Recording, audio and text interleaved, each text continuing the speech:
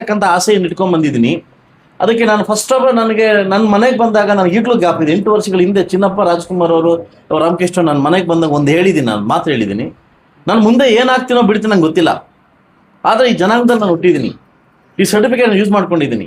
ಇದಕ್ಕಾದ್ರೂ ಜನಕ್ಕೆ ಅಂತ ಕೊಡಬೇಕು ಅನ್ನೋದೊಂದು ಆಸೆ ಇತ್ತು. ಸೊ ಖಂಡಿತವಾಗ್ಲೂ ನಾನೊಂದು ಮಾತು ನಿಂಗೆ ಕೊಡ್ತಾ ಇದ್ದೀನಿ. ಬಹುಶಃ ಈ 2-3 ಡಿಸ್ಟಿಕ್ನಲ್ಲಿ ನಾವು ಮಾಡ್ತಕ್ಕಂಥ ಚೌಲ್ಟ್ರಿ ಇಡೀ ಮುಳಬಾಗಲ್ ತಾಲೂಕು ಯಾವ ಚೌಲ್ಟ್ರಿ ಇರಲ್ಲ, ರೆಕಾರ್ಡ್ ಮಾಡ್ಬೇಕು. ಅದರಿಂದ ತಮ್ಮೆಲ್ಲ ಸಲಹೆಗಳ ಮೇರೆಗೆ ನಮ್ಮದು 14ನೇ ತಾರೀಕು ಇದೇ ಹಾಲಲ್ಲಿ ನಮ್ಮ ಸತೀಶ್ ಅವ್ರ ತಂಡ ಮತ್ತು ನಮ್ಮ ಇವರು ರಿಗ್ಗಿ ಅವ್ರ ತಂಡ ಎಲ್ಲ ತಂದು ಭಜನೆ ಮಾಡೋ ನಮ್ಮ ಹಾಡುಗಳ ಮುಖಾಂತರವಾಗಿ ಒಳ್ಳೆ ಅಚ್ಚುಕಟ್ಟಾಗಿ ಇಲ್ಲಿ ವ್ಯವಸ್ಥೆ ಮಾಡ್ಕೊಂಡು ಪೂಜೆ ಮಾಡೋಣ. 14ನೇ ತಾರೀಕು ತೊಗೊಂಡ್ಬಿಟ್ಟೆ. ದ ಫಸ್ಟ್ ಟೈಮ್ ಕರ್ನಾಟಕ ಇತಿಹಾಸದಲ್ಲಿ SC ಒಂದು ಮಕ್ಕಳಿಗೆ ವಿದ್ಯಾರ್ಥಿನಿಯಲ್ಲಿ ಲಿಫ್ಟ್ ಸಮೇತ ಹಾಸ್ಟೆಲ್ ಇರ್ತಕ್ಕಂಥ ಎಲ್ಲಾದ್ರೂ ಇದ್ರೆ ಅದು ಮುಳಬಾಗಲ್ ತಾಲೂಕು ಮಾತ್ರ. ಮೂಮೆಂಟ್ ಇರುತ್ತೆ ಗೊತ್ತಿಲ್ಲ, ಎನಿ ಮೂಮೆಂಟು ಲಾಕ್ಡೌನ್ ಆಗೋ ಚಾನ್ಸಸ್ ಇದೆ. ಅದು ಕೂಡ ಸ್ವಲ್ಪ ಹೊತ್ತು ನೋಡಬೇಕು. ಅದು ಎನಿ ಮೂಮೆಂಟ್ ಆಗೋ ಚಾನ್ಸಸ್ ಕೂಡ ಇದೆ. ಅದು ಎಲೆಕ್ಷನ್ ಮುಗಿದ್ಮೇಲೆ ಮಾಡ್ತಾರಾ ಇಲ್ಲ ಹೀಗೆ ಮಾಡ್ತಾರ ಅಂತಲೂ ಗೊತ್ತಾಗ್ತಾ ಇಲ್ಲ. 9 ತಾರೀಕು ಎಲೆಕ್ಷನ್ ಇದೆ. ಎಲೆಕ್ಷನ್ ಆದ 10ನೇ ತಾರೀಕಿಂದ ಏನಾದರೂ ಲಾಕ್ಡೌನ್ ಮಾಡ್ಬೋದಾ ಇಂಡಿಯಾ? ನನಗೂ ತುಂಬ ಆಸೆ ಇತ್ತು 14 ಒಳಗಡೆ ಸ್ಟ್ಯಾಚ್ಯೂ ಕಂಪ್ಲೀಟ್ ಮಾಡಿ ತುಂಬ ವಿಜೃಂಭಣೆಯಿಂದ ಮಾಡ್ಬೇಕಂತ ಅಷ್ಟು. ನೆನ್ನೆ ಟೀಮ್ ಕರೆದು ಮಾತಾಡಿದಾಗ ಅವ್ರು 45 ದಿವಸ ಕೇಳ್ತಾರೆ, 45 ಡೇಸಲ್ಲಿ ಕಂಪ್ಲೀಟ್ ಮಾಡಿ ಕೊಡ್ತೀವಿ ಅಂತ ಕೇಳ್ತಾರೆ. ತುಂಬ ಜೋರ ನಡೀತಾ ಇದೆ. ಯಥಾ ಪ್ರಕಾರವಾಗಿ 5ನೇ ತಾರೀಕು ಇನ್ನೂ ಗೊತ್ತಿಲ್ಲ, ಮೂಮೆಂಟ್ ಇರುತ್ತೆ ಗೊತ್ತಿಲ್ಲ, ಎನಿ ಮೂಮೆಂಟು ಲಾಕ್ಡೌನ್ ಆಗೋ ಚಾನ್ಸಸ್ ಇದೆ. ಅದು ಕೂಡ ಸ್ವಲ್ಪ ಹೊತ್ತು ನೋಡಬೇಕು. ಅದು ಎನಿ ಮೂಮೆಂಟ್ ಆಗೋ ಚಾನ್ಸಸ್ ಕೂಡ ಇದೆ. ಅದು ಎಲೆಕ್ಷನ್ ಮುಗಿದ್ಮೇಲೆ ಮಾಡ್ತಾರಾ ಇಲ್ಲ ಹೀಗೆ ಮಾಡ್ತಾರ ಅಂತಲೂ ಗೊತ್ತಾಗ್ತಾ ಇಲ್ಲ.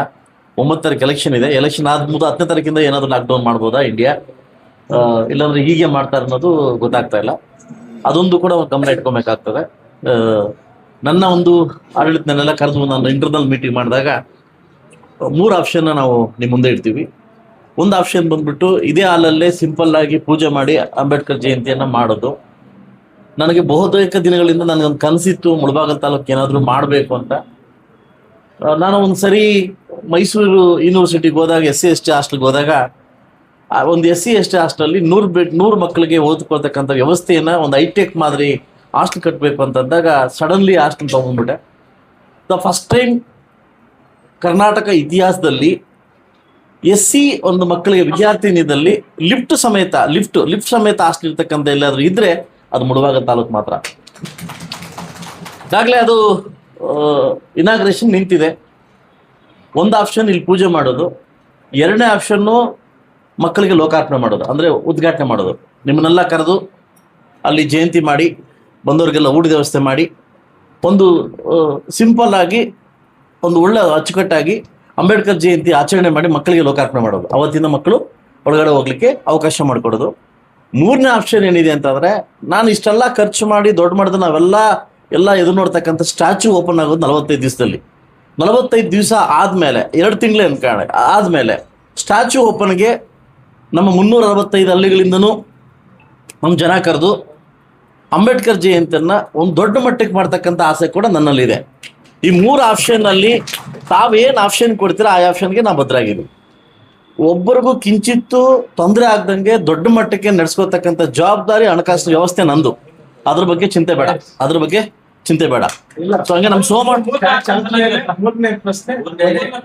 ಅದು ನನ್ನ ಹಿರಿಯರಿಗೆ ಕೇಳಿದೆ, ಕೆಲವರಿಗೆಲ್ಲ ಫೋನ್ ಮಾಡಿ ಕೇಳಿದೆ ಏನು ಮಾಡೋಣ ಅಂತ ಕೇಳಿದಾಗ, ಇಲ್ಲ ಇದು ಆಪ್ಷನ್ ಒಳ್ಳೇದು, 45 ದಿವಸ 1-2 ತಿಂಗಳು ಆಗ್ಬಿಡ್ಲಿ, ಬಿಸಿಲು ಕಮ್ಮಿ ಆಗ್ತದೆ, ದೊಡ್ಡ ಮಟ್ಟಕ್ಕೆ ಎಲ್ಲಾನು ಊರುಗಳಿಂದನೂ ವೆಹಿಕಲ್ಸ್ ಹಾಕಿ ಕರ್ಕೊಂಡು ದೊಡ್ಡ ಮಟ್ಟಕ್ಕೆ ಎಲ್ಲ ಊರಿಗೂ ವೆಹಿಕಲ್ಸ್ ಹಾಕಿ ಕರ್ಕೊಂಡು ದೊಡ್ಡ ಮಟ್ಟಕ್ಕೆ ಮಾಡೋ ಅಂಥ ವ್ಯವಸ್ಥೆನ ಹತ್ರದಲ್ಲಿದ್ದಾಗ ನಾವು ಇಷ್ಟು ಬೇಗ ಅದು ಮಾಡೋದು ಬೇಡ ಅಂತ ದೊಡ್ಡವರು ಸಲಹೆ ಕೊಟ್ಟಿದ್ದಾರೆ. ಅದರಿಂದ ನನ್ನ ಇಲಾಖೆ ಕೂಡ ಅದೇ ಮಟ್ಟಕ್ಕೆ ಮಾಡಿದ್ದಾರೆ. ಸೊ ಎಲ್ಲ ಇಲಾಖೆನೂ ಅದೇ ಮಟ್ಟಕ್ಕೆ ಮಾಡಿದ್ದಾರೆ. ನೀವು ಹೂ ಅಂತಂದರೆ ಹಾಸ್ಟ್ಲು ಉದ್ಘಾಟನೆ ಸ್ವಲ್ಪ ಲೇಟ್ ಮಾಡ್ತೀನಿ, ಬೇಕಾದ್ರೆ ಅದನ್ನು ಬೇಕು ಲೇಟ್ ಮಾಡಿ, ಇಲ್ಲ ಅವತ್ತೇ ಮಾಡ್ಬಿಡೋಣ ಅಂದರೆ ಕೂಡ ಅವತ್ತೇ 14ನೇ ತಾರೀಕೆ ಮಾಡ್ಕೊಡ್ತೀನಿ. ಸೊ ಅದರಿಂದ ರೆಕಾರ್ಡ್ ಮಾಡ್ಬೇಕು. ಅದರಿಂದ ತಮ್ಮೆಲ್ಲ ಸಲಹೆಗಳ ಮೇರೆಗೆ ನಮ್ಮದು 14ನೇ ತಾರೀಕು ಇದೇ ಹಾಲಲ್ಲಿ ನಮ್ಮ ಸತೀಶ್ ಅವ್ರ ತಂಡ ಮತ್ತು ನಮ್ಮ ಇವರು ರಿಗ್ಗಿ ಅವ್ರ ತಂಡ ಎಲ್ಲ ತಂದು ಭಜನೆ ಮಾಡೋ ನಮ್ಮ ಹಾಡುಗಳ ಮುಖಾಂತರವಾಗಿ ಒಳ್ಳೆ ಅಚ್ಚುಕಟ್ಟಾಗಿ ಇಲ್ಲಿ ವ್ಯವಸ್ಥೆ ಮಾಡ್ಕೊಂಡು ಪೂಜೆ ಮಾಡೋಣ 14ನೇ ತಾರೀಕು. ಅದಾದ್ಮೇಲೆ 2 ತಿಂಗಳಲ್ಲಿ ಒಂದು ಪೂರ್ವಭಾವಿ ಸಭೆನ ಮತ್ತೆ ನಾನು ಪರ್ಸನಲ್ ಕರಿತೀನಿ. ಪೂರ್ವಭಾವಿ ಸಭೆನ ಕರೆದು ದೊಡ್ಡ ಮಟ್ಟಕ್ಕೆ ವಿಜೃಂಭಣೆಯಿಂದ ಮಾಡ್ತಕ್ಕಂಥ ವ್ಯವಸ್ಥೆಯನ್ನು ಮಾಡ್ತಾ ಇದ್ದೀನಿ. 5ನೇ ತಾರೀಕು ಕೂಡ ಭಾನುವಾರ ಇರುತ್ತೆ. ತಾವೆಲ್ಲ ಬಂದು ನಮ್ಮ ಮತ್ತೊಂದು ಜಯಂತಿಗೆ ಭಾಗವಹಿಸಬೇಕು. 14ನೇ ಕೂಡ ಇದೇ ಒಂದು ಆಹ್ವಾನ ಪತ್ರಿಕೆ ಅಂತ ತಿಳ್ಕೊಳ್ಳಿ, ಅದನ್ನು ಭಾಗವಹಿಸ್ಬೇಕಂತ ಹೇಳ್ತಾ ಇನ್ನೂ ದೊಡ್ಡ ಮಟ್ಟಕ್ಕೆ ಇದು ನಮ್ಮ ಭವನ ಕೆಳಗಡೆ ಪುಟ್ಟಿಂಗ್ ಆಗ್ತಾ ಇದ್ದಾರೆ. ಪುಟ್ಟಿಂಗ್ ಹಾಕಿ ಜಸ್ಟ್ ಒಂದು 6 ತಿಂಗಳಿಗೆ ಎದ್ದೇಳುತ್ತೆ ಮೇಲಕ್ಕೆ. ಕೆಳಗಡೆ ವರ್ಕ್ ಜಾಸ್ತಿ ಇದೆ, ಏನೋ ಇಂಟರ್ನಲ್ ಒಳಗಡೆ ಕಲ್ಲು ಜಾಸ್ತಿ ಇತ್ತು, ಅದರಿಂದ ಎಲ್ಲ ಕ್ಲೀನ್ ಮಾಡಿ ಈಗ ಪುಟ್ಟಿಂಗ್ ಆಗ್ತಿದ್ದಾರೆ. ಫೌಂಡೇಶನ್ ಹಾಕಿದ್ದು ಜಸ್ಟ್ ಒನ್ ಇಯರಲ್ಲಿ ಬಿಲ್ಡಿಂಗು ಕಂಪ್ಲೀಟ್ ಆಗುತ್ತೆ. ಅದು ನಿರ್ಮಿತಿ ಕೇಂದ್ರ ತುಂಬ ಅಚ್ಚುಕಟ್ಟಾಗಿ ಮಾಡ್ತಾವ್ರೆ. ಅದನ್ನು ಕೂಡ ನೆಕ್ಸ್ಟ್ ಇಯರ್ ಈ ವರ್ಷ ಬಂದು ಇದು ಲೋಕಾರ್ಪಣೆ ಮಾಡೋಣ, ಹಾಸ್ಟೆಲ್ ಮತ್ತು ಸ್ಟ್ಯಾಚು. ನೆಕ್ಸ್ಟ್ ವರ್ಷ ಬಂದು ಎಂಡಿಂಗ್ಗೆ ಡಿಸೆಂಬರ್ 9 ತಾರೀಕಿಗೆ ಅವರ ಏನು ಇದಿದೆ ಅವರು ಇದಕ್ಕೋಸ್ಕರ ಅವತ್ತು ಹಾಸ್ಟೆಲ್ ಭವನ ಉದ್ಘಾಟನೆ ಮಾಡಿಕೊಡ್ತೀನಿ ಅಂತ ಹೇಳ್ತಾ, ಸೊ ಎಲ್ಲ ತಾಲೂಕು ಆಡಳಿತಗಳು ಹೊರತು ಸೇರಿದಿರಿ. 14ನೇ ತಾರೀಕು ದಯವಿಟ್ಟು 5ನೇ ತಾರೀಕು ಎಲ್ಲ ಬಂದು ಜಯಂತಿ ಮೇಲೆ ಭಾಗವಹಿಸಿ ಇದಕ್ಕೆ ಅಚ್ಚುಕಟ್ಟಾಗಿ ಮಾಡ್ತಕ್ಕಂಥ ವ್ಯವಸ್ಥೆನ ಮಾಡಬೇಕು ಅಂತ ಹೇಳ್ತಾರೆ. ನಮ್ಮ ಸೋಮಣ್ಣವ್ರು ಒಂದು ಮಾತು ಹೇಳ್ತಾ ಇದ್ರು, ನಿಮ್ಗೆ ನೆಗಡಿ ಬಂದರೆ ಜ್ವರ ಬಂದರೆ ನಮ್ಮ ಹತ್ರ ಹೇಳ್ಕೊಳ್ಳಿ ಅಂತ ಹೇಳ್ತಾ ಇದ್ರು. ಖಂಡಿತವಾಗ್ಲೂ ನೀವು ಕೊಟ್ಟಿರ್ತಕ್ಕಂಥ ಕೆಲವು ಪ್ರೀತಿಗಳು ಏನು ವಾಲಂಟಿಯರ್ ಆಗಿ ಕೆಲವು ಮನೆಗಳಿಗೆ ಹೋಗಿ ಕೆಲವು ಮುಖಂಡರುಗಳು ಅಂದರೆ ನನ್ನ ಪ್ರೀತಿಯ ಮುಖಂಡರು ಹೋಗಿ ವಾಲಂಟಿಯರ್ ಹೋಗಿ ಏನು ನನ್ನ ಬಗ್ಗೆ ಆಶೆ ವ್ಯಕ್ತಪಡಿಸಿದ್ರಿ, ನಾನು ಯಾವತ್ತೂ ನಿಮಗೆ ಚಿರುಗುಣಿಯಾಗಿರ್ತೀನಿ, ತುಂಬ ಚಿರುಗುಣಿಯಾಗಿರ್ತೇನೆ. ಆ ಒಂದು ಮಟ್ಟಕ್ಕೆ ಈ ತಾಲೂಕು ಹೋಗಲ್ಲ ಅಂತ ಒಂದು ನಂಬಿಕೆ ನನಗಿದೆ. ಯಾಕಂದರೆ ಬೇರಾಲ್ ನಾವೆಲ್ಲ ಅಣ್ಣ ತಮ್ಮಂದರು ಇವತ್ತು ಲೆಫ್ಟ್ ಇರ್ಬೋದು, ರೈಟ್ ಇರ್ಬೋದು, ಸರ್ಕಾರದಲ್ಲಿ ಏನಾಗಿದೆ ಅದಾಗಲಿ, ಒಳ ಮೀಸಲಾತಿ ಏನಾಗುತ್ತೋ ಅದಾಗಲಿ, ಅದು ಸರ್ಕಾರಕ್ಕೆ ಬಿಡೋಣ. ಆದರೆ ಈ ತಾಲೂಕಲ್ಲಿ ವಿಶೇಷವಾಗಿ ನಾವು ಯಾರು ಬೇರೆಯವರಲ್ಲ, ಒಂದು ಲೆಫ್ಟು ರೈಟು ಯಾರು ಬೇರೆಯವರಲ್ಲ, ವಿಶೇಷವಾಗಿ ತಾವೆಲ್ಲ ಅಣ್ಣ ತಮ್ಮ ಥರ ಭಾಗವಹಿಸ್ತಾ ಇದ್ದೀವಿ. ನಮ್ಮಲ್ಲಿ ಯಾವತ್ತೂ ಸಿಟ್ಟ ಮನಸ್ಸಲ್ಲಿ ಎಲ್ಲೂ ಬಂದಿಲ್ಲ. ಬರೋದು ನಾನು ಬಿಡಲ್ಲ, ಬರೋಕ್ಕೂ ನಾನು ಅದನ್ನ ಬಿಡಲ್ಲ. ಸೊ ಅದರಿಂದ ಒಳ್ಳೆ ಮಟ್ಟಕ್ಕೆ ಹೋಗುತ್ತೆ. ಕೆಲವು ವಿಚಾರಗಳು ತಮಗೆಲ್ಲ ಗೊತ್ತಿರ್ತದೆ, ಆದರೂ ಕೂಡ ಆ ಭಗವಂತ ಸಹಿಸ್ಕೊಳ್ಳೋ ಶಕ್ತಿ ಕೊಟ್ಟವನ್ನ ಸಹಿಸ್ಕೊಂಡು ಹೋಗ್ತಾ ಇದ್ದೀನಿ. ನೋಡೋಣ ಮುಂದಿನ ದಿವಸ ಏನಾಗುತ್ತೆ ಅಂತ ಕಾದು ನೋಡೋಣ. ಏನಾದರೂ 28ಕ್ಕೆ ಏನಾದರೂ ರಿಸರ್ವೇಷನ್ 99% ಆಗೋ ಚಾನ್ಸಸ್ ಇದೆ. ಅಮೆಂಡ್ಮೆಂಟ್ ಪಾಸ್ ಆಗಿದೆ 15ರಲ್ಲಿ.